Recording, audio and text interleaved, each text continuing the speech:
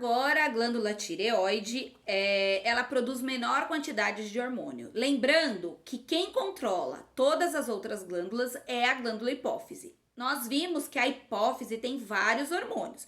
Nós paramos falando no antidiurético.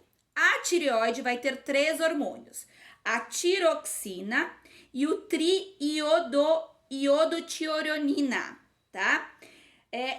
Quando nós temos falta destes 2 primeiros hormônios da tireoide, quais são os problemas que podem ocorrer no corpo, né? No desequilíbrio hormonal do corpo da pessoa, na falta dos hormônios da tireoide, que são 2 hormônios. Pode acontecer o quê? Um problema de visão, né? Deficiência visual. Pode acontecer do globo ocular ficar saltado, ficar para fora, saltado, a pessoa ter um problema do globo ocular ficar para fora. Vocês já devem ter visto alguma foto nesse sentido, tá? Pode também, vocês já devem ter visto uma doença chamada bócio. Por quê? Porque a falta da triodotironina, falta iodo, que tá associado.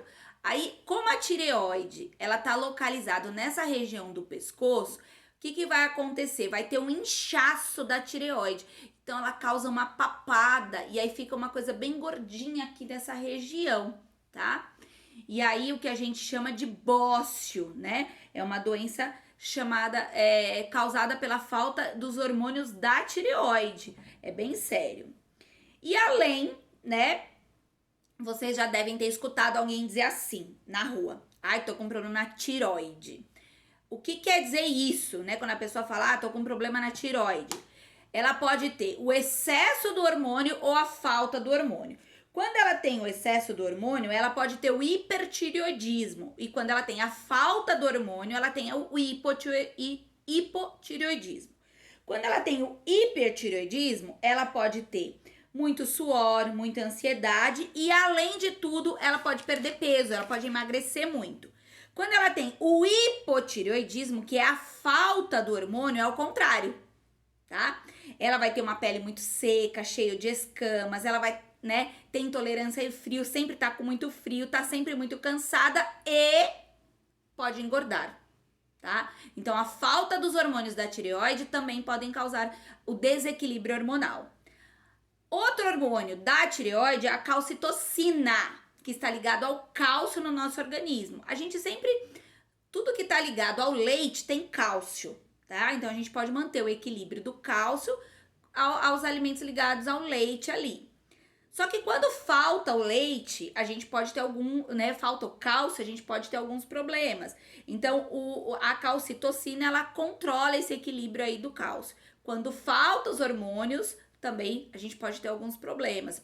As pessoas mais velhas podem ter osteoporose, problemas nos ossos, alguns problemas causados pela falta de cálcio, tá? A gente vai ter mais alguns hormônios que controlam a questão do cálcio. Nós temos a paratireoide, tá?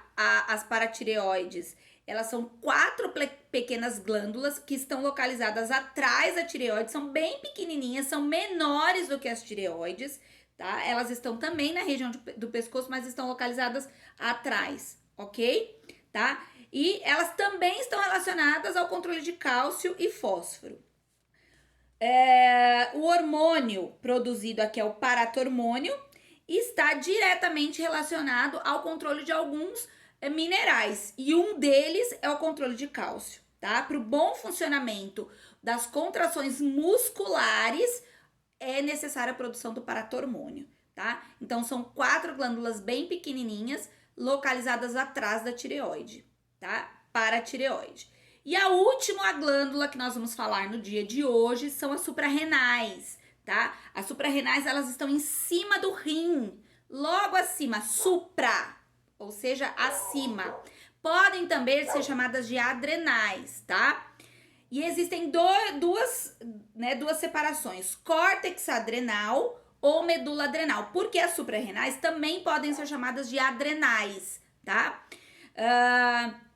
E aí são 3 tipos de hormônios: o cortisol, aldosterona e a adrenalina, que é mais conhecida de todo mundo, tá?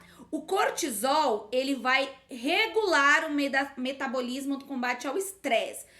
A gente vive num mundo hoje onde as pessoas vivem muito estressadas, estamos passando por uma pandemia que as pessoas querem sair de casa. O Brasil, infelizmente, não está conseguindo controlar essa questão.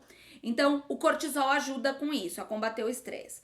A aldosterona, que ajuda a controlar a pressão arterial, a pressão do batimento cardíaco, né? A pressão das artérias. Então, se as artérias estão com uma pressão muito grande, a pessoa pode vir a ter problemas cardíacos e pode vir a ter um AVC. Então, esse hormônio ajuda nisso. E na medula adrenal, que é nas glândulas suprarrenais, nós temos a adrenalina. Quando você vive alguma situação de estresse, tanto positiva quanto negativa, você tem uma descarga de adrenalina, né? Quando eu tô na sala de aula, eu costumo contar aquela história daquele filme Minha Vida de Princesa, acho que é isso, que quando ela vai beijar aquele garoto lá no filme, ela levanta o pezinho assim, porque ela fica muito emocionada, e é uma coisa, ela tem uma descarga de adrenalina. Ou então, quando você tá à noite numa rua, num ponto de ônibus sozinha, e para um carro do nada, você fica com muito medo, as suas pernas ficam bambas, você tem uma descarga de adrenalina. Situações de estresse, tanto positivas quanto negativas, você tem uma descarga de adrenalina, tá? Isso vem da medula adrenal. A adrenalina, ela em situações tanto positivas quanto negativas, ok?